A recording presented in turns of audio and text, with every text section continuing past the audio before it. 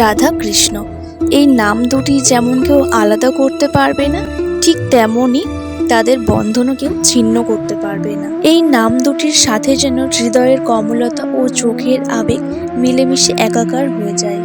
যখনই এই পৃথিবীতে ভালোবাসার উদাহরণ দেওয়া হয়, তখনই প্রথমে শ্রীকৃষ্ণ ও রাধার প্রেমের উদাহরণ আসে। রাধা কৃষ্ণের প্রেমকে জীবাত্মা ও পরমাত্মার মিলন বলা হয়।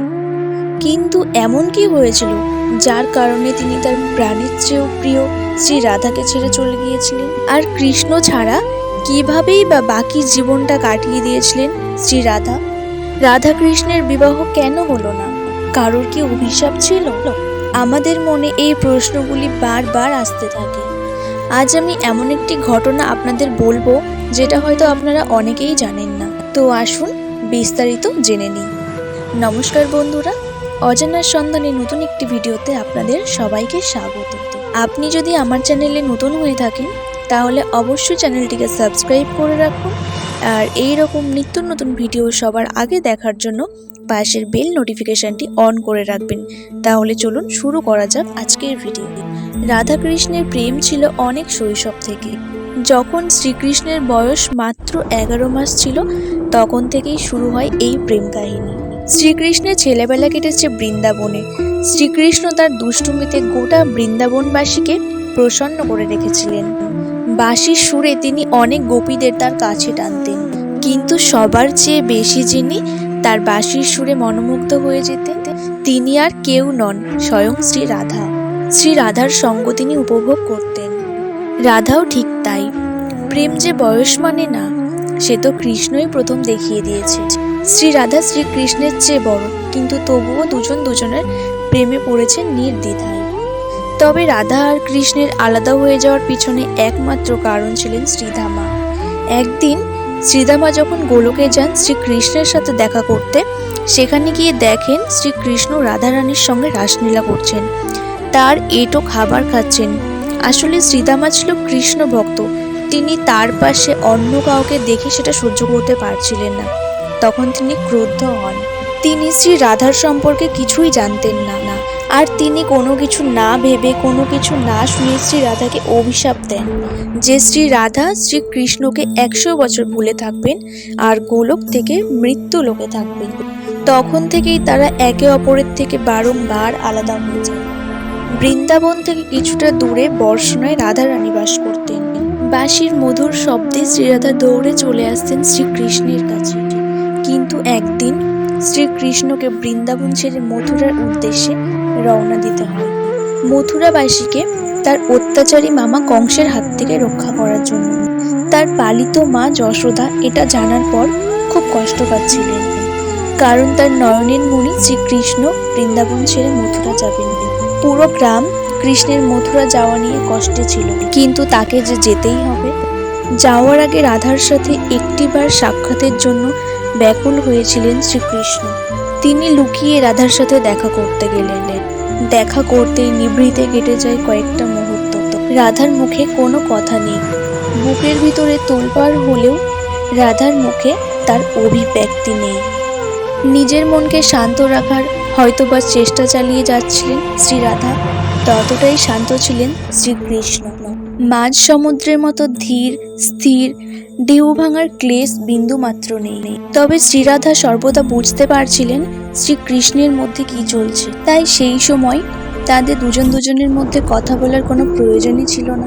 তারা দুজনেই দুজন দুজনের মনের কথা বুঝতে পারতেন, কারণ তারা ছিলেন অভিন্ন, অবিচ্ছেদ্য, এক আত্মার দুই শরীর। শ্রীকৃষ্ণ সেখান থেকে চলে আসার আগে শ্রীরাধাকে একটাই কথা বলেছিলেন, তোমাকে আমার থেকে কেউ কোনোদিনও আলাদা করতে পারবে না। তুমি সশরীরে আমার সামনে না থাকলেও আমার হৃদয়ে থাকবে সর্বদা। এরপর শ্রীকৃষ্ণ প্রস্থান করলেন সেখান থেকে এবং বৃন্দাবন ও তার সকল গোপীদের থেকে অনুমতি নিয়ে তিনি মথুরার উদ্দেশ্যে রওনা দিলেন। এরপর কেটে গেল প্রায় অনেকগুলো বছর। কৃষ্ণ তখন দ্বারকায় গিয়ে রাজত্ব করছে। রাধা এদিকে অস্থির। মেয়ের এই অবস্থা দেখে মা জোর করেই বিয়ে দিলেন শ্রী রাধার। রাধার কোনো আপত্তি গ্রাহ্য হলো না। হয়তো রাধার মা ভেবেছিলেন স্বামী সংসারে মেয়ে শ্রীকৃষ্ণের কথা ভুলে যাবে, কিন্তু যার মরণে মরণে কৃষ্ণ, যার শিরা উপশিরায় বইছে কৃষ্ণ প্রেম, তাকে কৃষ্ণের থেকে কি দূরে সরিয়ে রাখা যায়? দিনে দিনে কৃষ্ণের জন্য আরো উদ্গ্রীব হয়ে পড়লেন রাধা। একদিন স্বামী সংসার সবকিছু বিসর্জন দিয়ে সবার অলক্ষ্যে চুপিসারে শ্বশুরঘর ছেড়ে বেরিয়ে পড়লেন বৃন্দাবন ছেড়ে দ্বারকার উদ্দেশ্যে। দিনের পর দিন ক্লান্ত রাধা, খাওয়া নেই, রাতের ঘুম নেই, উদ্ভ্রান্ত সেই হাঁটা, শরীর দুর্বল হয়েছে, হারিয়েছে জৌলুস। হাঁটতে হাঁটতে একদিন পথ এসে মিলল দ্বারকায়। দেখতে পেলেন দ্বারকার রাজপ্রাসাদ। দুর্বল মুখে হাসি ফুটল রাধা রানীর। অন্য প্রজাদের সাথে রাজপ্রাসাদে যাওয়ার অনুমতি মিলল। দেখতে পেলেন প্রাণের চেয়েও প্রিয় সেই মানুষটিকে। এত প্রজা সমাগমের মধ্যেও ঠিক রাধাকে চিনতে পারলেন শ্রীকৃষ্ণ। আর রাধাকে দেখা মাত্রই শ্রীকৃষ্ণের মন খুশিতে ভরে ওঠে। কিন্তু তখনও তারা নীরব ছিলেন।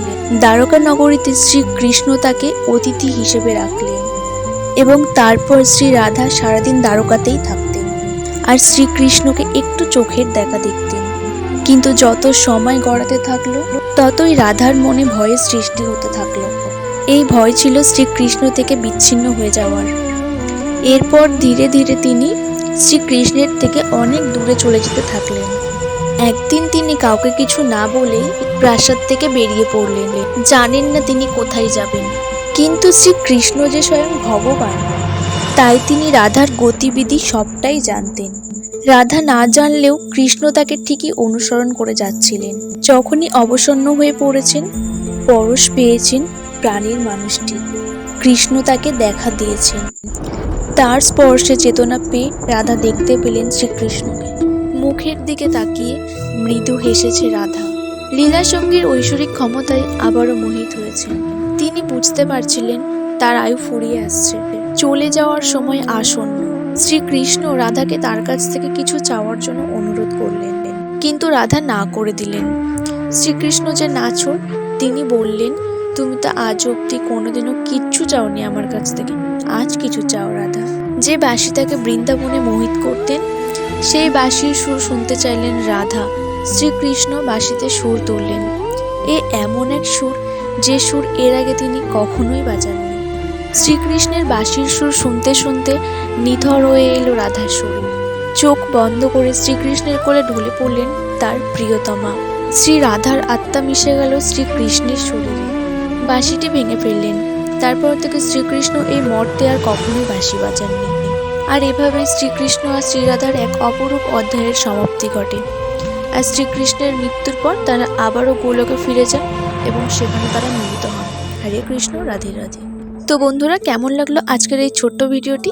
আশা করছি আপনাদের সবার খুব ভালো লেগেছে, এবং যদি ভিডিওটি ভালো লেগে থাকে তাহলে একটি লাইক করবেন আর চ্যানেলটিকে সাবস্ক্রাইব করে পাশে থাকবেন। আর যদি আপনাদের শ্রী রাধা কৃষ্ণের প্রেমকে পবিত্র মনে হয়, যারা শ্রী রাধা কৃষ্ণকে ভালোবাসেন, তারা কমেন্টে হরে কৃষ্ণ রাধে রাধে বলে যাবেন।